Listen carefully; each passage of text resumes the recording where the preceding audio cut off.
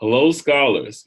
So it would seem that I've uploaded 2 videos and did not upload the third video for this module. So I'm going to go ahead and upload this last video based on chapter 11, which is basically about outlining speeches. We are going to have a very in-depth discussion in class about outlining speeches. This chapter is extremely short, but I do have an outline template available for you guys in the speech resources. So you can check that out and it will basically help you understand what we're going to talk about very briefly in this chapter. So per usual, I'm going to go ahead and share my screen.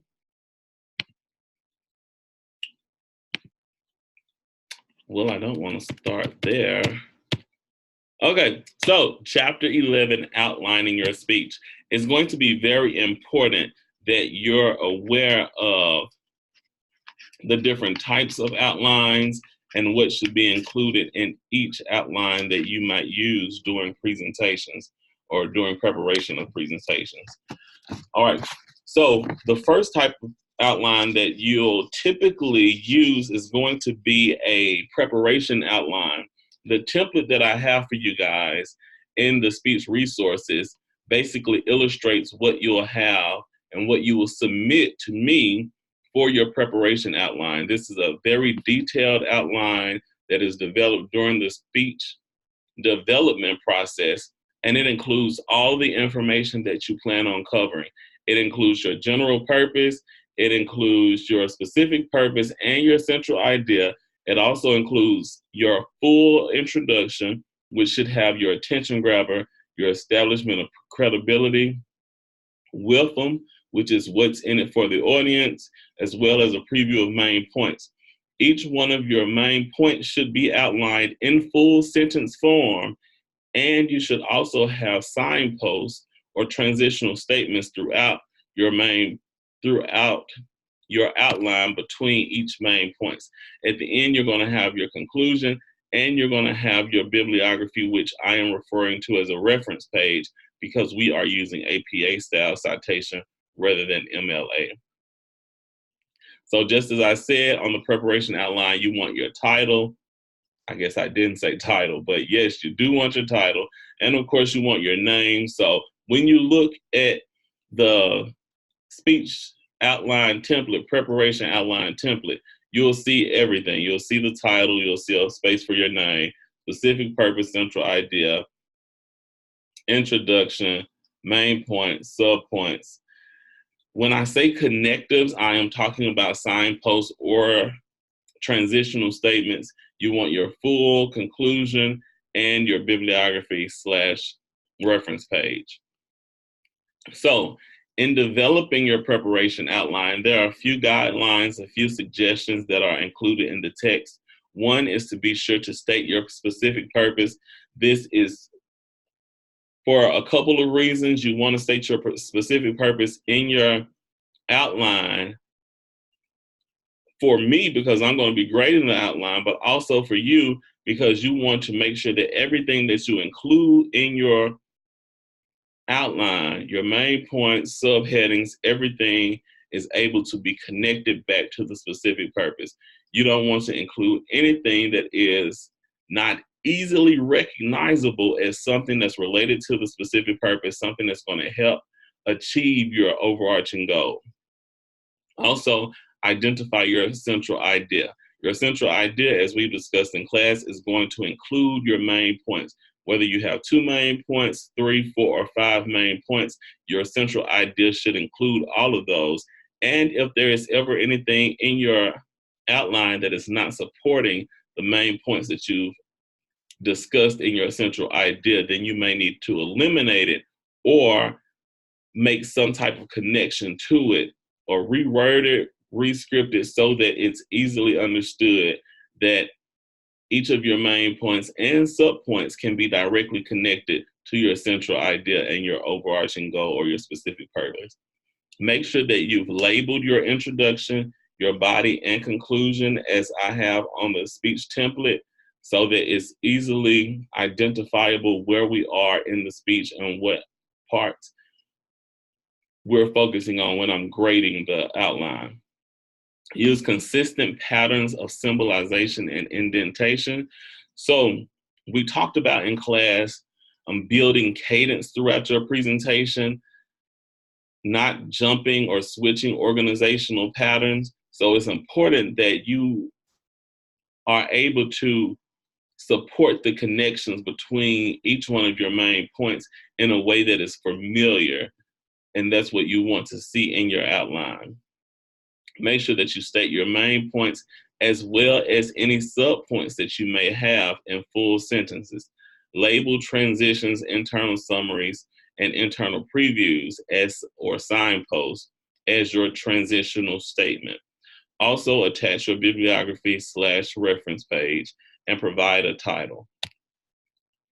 So when we talk about visual framework, as I just noted, we're talking about a pattern of symbolization and indentation that shows the relationship between ideas. So you always want to make sure that your audience members understand that even as you're moving to a different main point, that there is some type of connection between those points. And that should be clearly stated throughout your presentation. And because you're going to state it in your presentation, you want to also include it in your outline between each main point. Here's an example of what visual framework looks like. So on the far left, you're going to have your main points, and they are going to be noted or notated by Roman numerals. Any subpoints that fall under your main points should be identified and clearly separated. And the method that is suggested for identifying subpoints would be using alphabets. Any subpoints might be identified by numbers. So, for example, if you had 3 levels, I'm trying to think of something that has 3 levels that I could talk about. Okay, I found something. So let's say that we were going to talk about 3 different types of communication that were discussed in the class, or 3 commonly used types of communication. Our main points might be that interpersonal communication is a type of communication that is used very often by all types of people. Another one might be public speaking. Another one might be mass communication. So main point number 1 might be that interpersonal communication is a form of communication that is used by various populations consistently, constantly, very often, however you want to word it. Subpoint 1 might be that there are 2 types of interpersonal communication: dyadic, which is one-on-one, and small group, which is 3 to 9 individuals.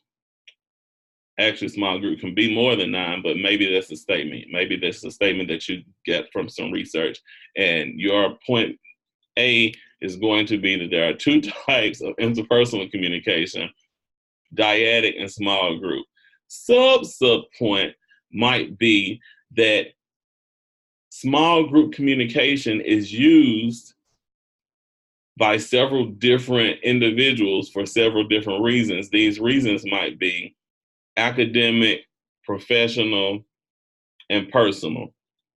So you're at 1, 2, and now throw in a 3. 1 for small group communication would be academic, like groups that you get in when you're working on academic projects for classes.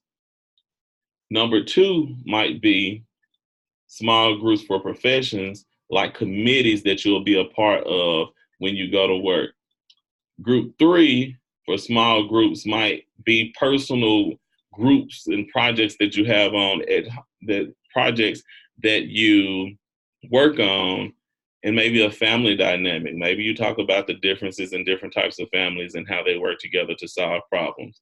So those might be the subpoints that you talk about in relation to small group as a category of interpersonal communication. I hope that was helpful. All right, bibliography/reference page. Obviously, this is a list of sources used in the speech preparation.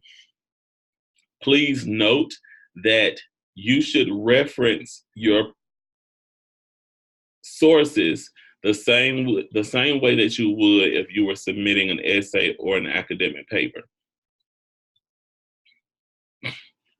All right, a speaking outline, which we won't really have in this class. I prefer that we use cue cards. So the same information that you would include in your speaking outline is what you will include in your cue cards. In your preparation outline, you write full sentences of what your main points, subpoints, subpoints are. For your speaking outline, you do bullet points, either a word or a short phrase, 2 or 3 words that will remind you of what you're supposed to be saying next. So there's a whole lot of information that is obviously not going to be included on your index cards that would be included on your preparation outline. So speaking outline guidelines, you're going to use visual framework of your preparation outline. So you'll still have the Roman numerals followed by the alphabets, followed by the numbers. And you want to make sure it's legible so that you can see it and you won't have to lean in or strain your eyes or pause because you're confused about what should be next. You want to make sure that you can clearly identify what the next statement should be in your presentation. Keep it brief. This is just to be a reminder or a cue of what you're going to say next. You should not be reading to us. You should be able to glance down for a second, see what the next thing is, and keep talking in a conversational tone. The next thing is to include delivery cues. So delivery cues are reminders of how you want to say what you're about to say.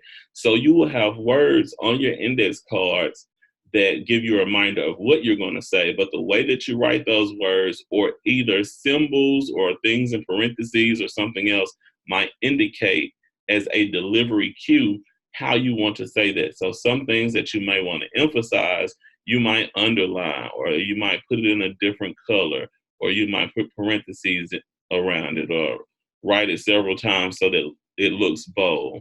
But basically, when we talk about delivery cues, we're talking about symbols that indicate how you want to say what you want to say. Oh, yeah, that's what that's what delivery cues are. All right, so that's the last bit. And if you have any questions, as always, feel free to reach out, send me an email, give me a call, shoot me a text. Have a great weekend.